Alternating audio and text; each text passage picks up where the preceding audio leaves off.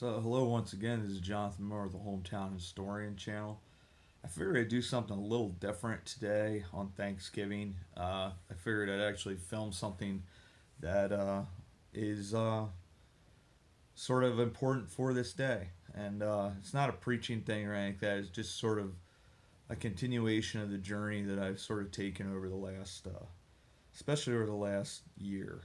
It's been a little different. Quite a few of you are familiar with that entire journey, and it's one of those things that sort of changes your perspective on things, and because it really has been like I talked about it a little bit, but growing up, uh, I was always sort of an optimist and sort of the happy-go-lucky individual, and class clown, that type of stuff, and sort of believed in the better angels of everybody. And then probably 2005 or so, I think I had my face shattered quite a bit. It's funny, like when you're growing up, you sort of think, I could go conquer the world and do all these things, and as soon as I'm an adult, life will be fantastic and extraordinary and yada yada yada. And then, sorry, you sort of get smacked in the face and sucker punched by life, and you sort of think, wow, is this what life is? And and it isn't. But it is. Life can be hard and it can be harsh at times, as we all have experienced that in different ways and different levels. And this Thanksgiving, I have to say, we all know like Thanksgiving is the day of giving thanks and grubbing hard and being with family and loved ones. And if we don't want to buy people Christmas presents, we talk about politics and things of that nature.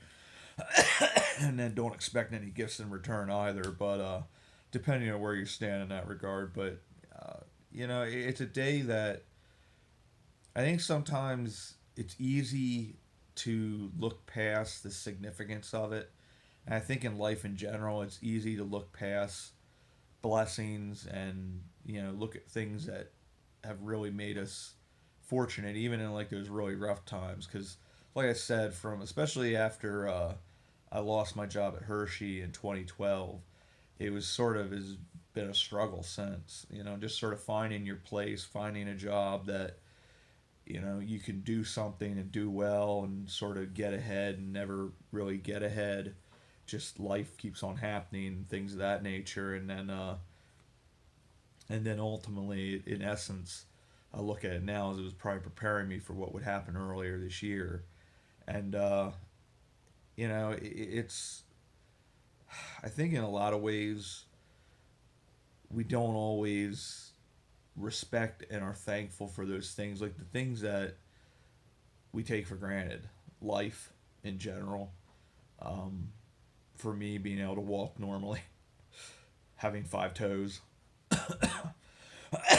being able to count to 20 with my toes and fingers. Now I can't do that.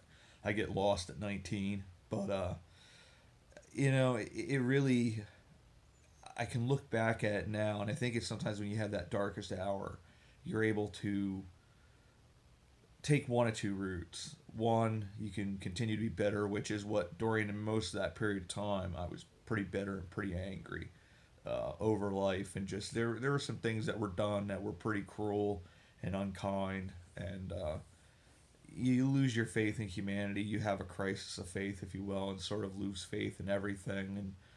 And I hadn't gotten to my writing for a long, long time, and just sort of, I think in a way you lose your zest for life, and you just sort of accept this is how it is, and you're bitter about it.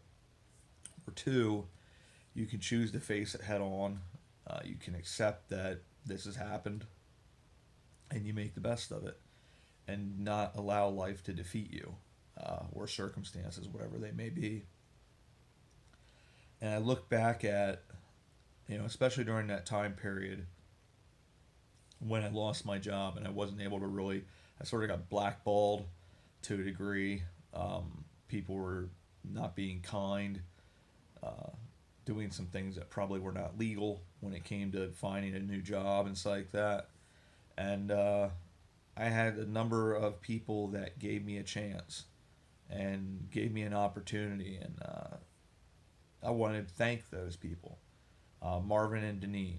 were the first. I started milking cows, and it's a process. They're big animals. Some of them are mean, uh, but it was an experience I'm really, really thankful for. I don't think I'd want to go back and do it again, but I really did have a blast doing that, and working with Marvin and joking, and the cows, the personalities they have, and I was a little off, a little more probably a little more unstable back then, and it sort of gave me some stability, and I'm thankful for that opportunity. I have to thank Jim and Dorian. Um, I started working with Jim again this year, but I worked for him for 7 years. Really had a blast doing that. It's not the easiest of jobs, certainly not, but it's something I found a lot of gratification in because I like working with my hands and I like seeing the result of my work. And that's one of those jobs where you get to see that, in essence, instant gratification. You go out and mow a lawn. It sounds simple, but you get to see the result of your work. And then this year especially, uh, he saw the bad shape I was in, and I think most people would have been like, "Nah, this isn't gonna work," and he stuck with me. And then at that one time where the infection was back, he made me sit down. And it's something like I've done. Part of the reason I was in the place that I was in physically is because I didn't stop or quit and sort of take a step back and watch after my health. And I'm thankful for, you know, Jim and for Rich because I wouldn't have been able to do this job without their help and them putting in more work than they really needed to. But uh, it makes you appreciate people. Uh, Thankful for Josh and Sharon getting a chance to go out and travel. Like my idea of a long travel was like 30 minutes drive. Well, doing that job, you found out 4 hours was a long drive. But I enjoyed doing those long drives to Syracuse and back, uh, driving up to Lake Ontario, getting to see uh, Niagara Falls for the first time, then getting to experience when Cliff came and worked with us, getting to experience a number of places with him. He had never been to Niagara Falls, but then getting to see Lake Erie, Lake Ontario, and just it was a cool experience.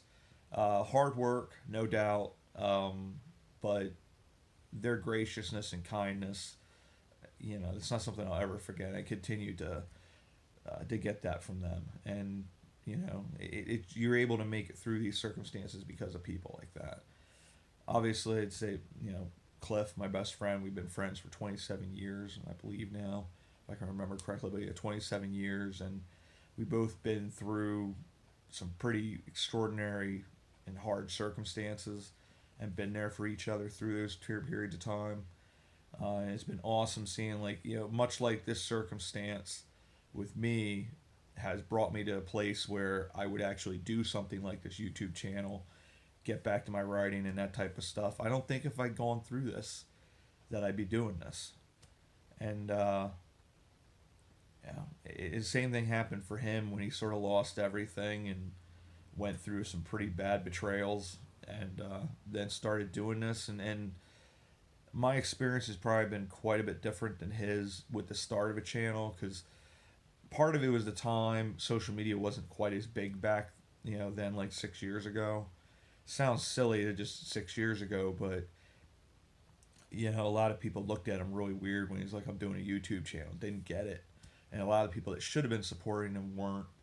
And he really had to struggle and fight and work really, really hard to get where he is with the Wandering Woodsman channel. And I'm thankful for his support, and thankful for his friendship. And we're like brothers basically. We spend Thanksgiving together and hang out a lot, and we've that's how we've always been. And it's funny because we're pretty different, because he's very introverted and calm. I'm introverted to a degree, but I'm much more extroverted than he is, and weird. Cliff is just sort of straight, and that's how he is, and I'm bizarre. So it's like I'm sure I'm a lot to handle at times. And he just sort of has to be like, oh, what did I do? But I'm really, really thankful for our friendship. Thankful for my sisters, for Debbie, for Donna. They're both really, very good to me. I absolutely adore and love and respect both of them. And, you look at that, you look at life, and you're really thankful for all these people that are in your life. And, the last 2 years leading up to this event uh, were not easy.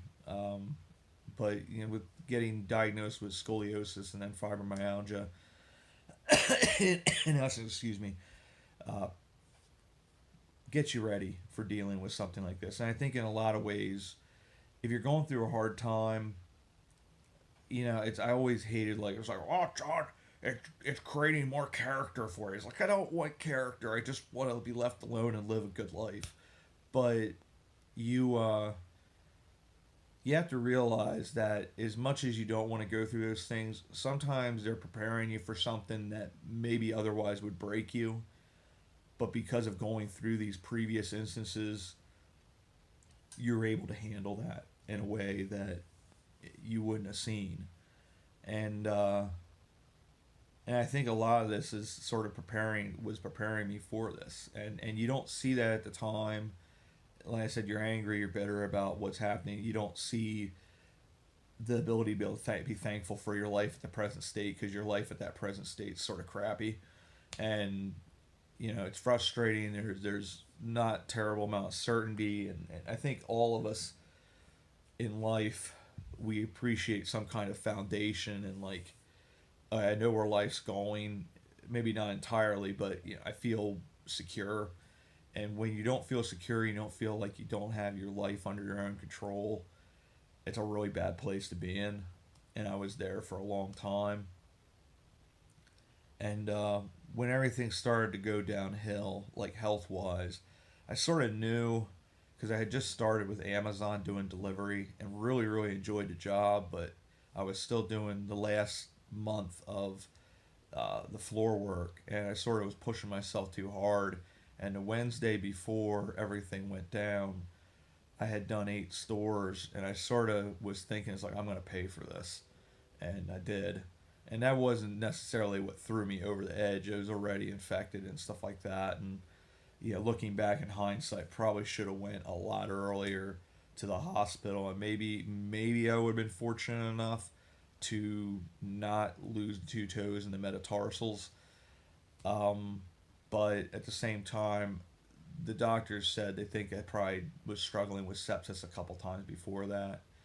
So, it probably would have had somewhat similar result. It just would have happened a lot earlier.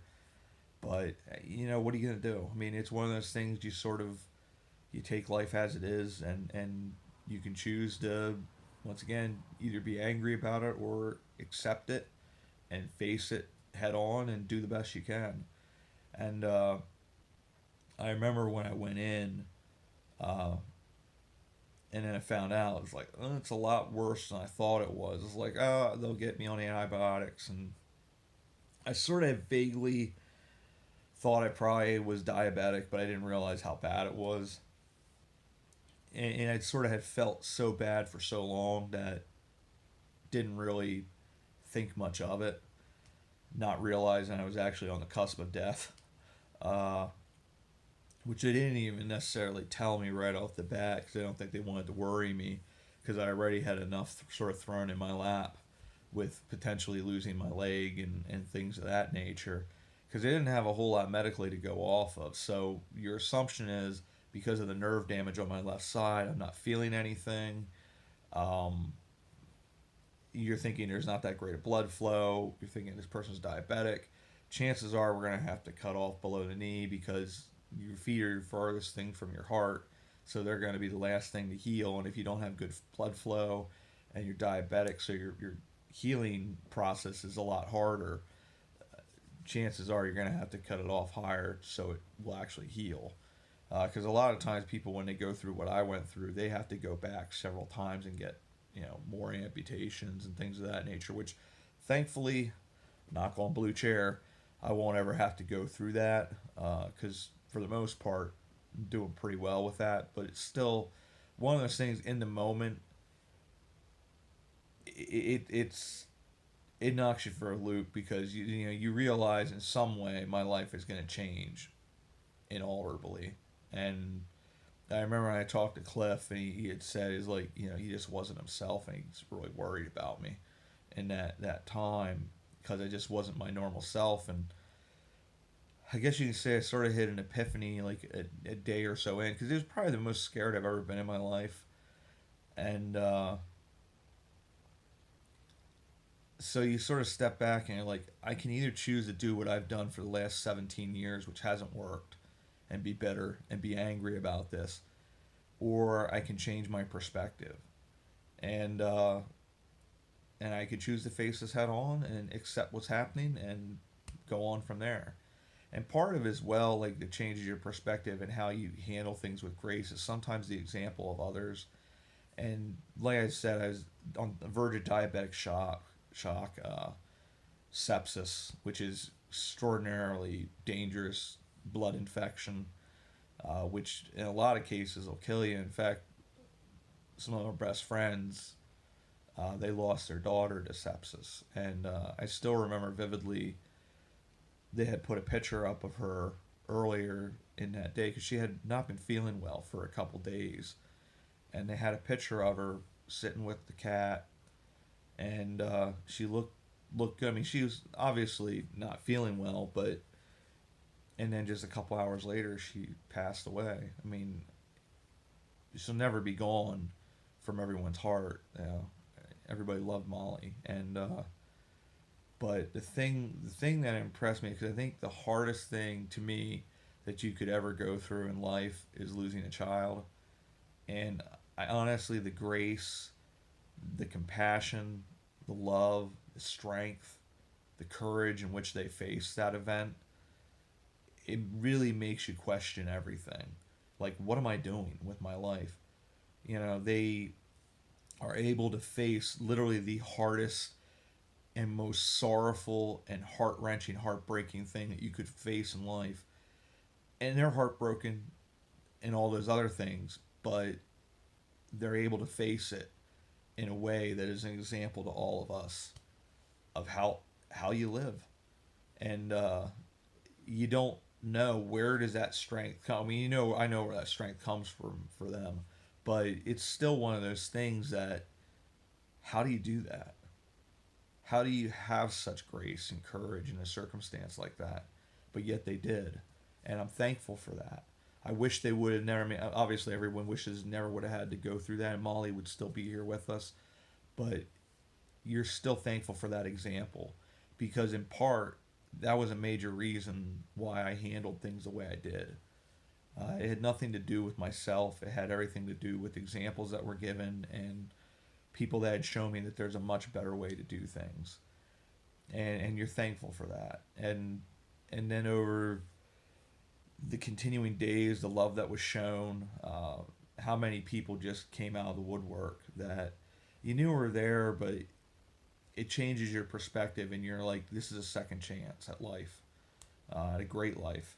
And you're thankful for every single one of those people who reached out, who gave, who helped you get through what was easily the hardest time in my life and easily could have broke me. But a journey taken alone is hard, but a journey taken with friends is tolerable and is possible. And in fact, it's very easy then there to thrive. Life is hard. It can be cruel at times, but it also can be beautiful. And I think, I said this in, I believe, the country drive or country road take me home, Route 325 that I did recently. I think in a lot of ways, it's our failings, it's our falls that teach us more than anything else. If life is easy and we don't have struggles, we don't learn to appreciate and be thankful for what we have. And it's even those simple things like life and just the things that we take for granted every single day. And you look at that and you said, wow, I really am fortunate. I really am blessed. Despite I have, like, yesterday was one of those days. I talk about I have good days and bad days. Yesterday was a bad day. I was really, really sick. Possible a few different things that led to that, but just, it's like I was really looking forward to Thanksgiving this year, just because the change in attitude and change in perspective to a degree. You appreciate these things a lot more, and you're like, I just don't want to be this sick right around this time. And the diabetes was a major part of that, and now I'm feeling a lot better. It's still a little off. Uh, Voice is a little off. My throat's a little off because I was having trouble with throwing up, and uh, it's just one of those things that happens. And it was cool because my sister was really worried about me, and she sent my brother-in-law Sean over with some soup and some crackers and some things like that, and just to check up on me. And at times, Sean's a pretty laid-back guy and sort of minds his own business and stuff like that. And there's times I could see he's like, "Oh God, he's here again. What did I marry into?" Which I don't blame him because I am odd. I have a constant need of hugs from him, and he has no interest in that whatsoever. But I used to joke with him when I worked at Hershey. I was like, "Sean, do you want a hug?" And harass him quite a bit. But he tolerates a lot with me. But it's moments like that, it means a lot because you can see that he loves you, and there's no substitute for love. And when you know people love you and care about you, it's a good place to be, and be thankful for that. And this year, if anything, has taught me how fortunate and how blessed I am, and how many reasons, the plethora of reasons that I have to be thankful. And so I encourage you on this Thanksgiving, uh, look to be thankful.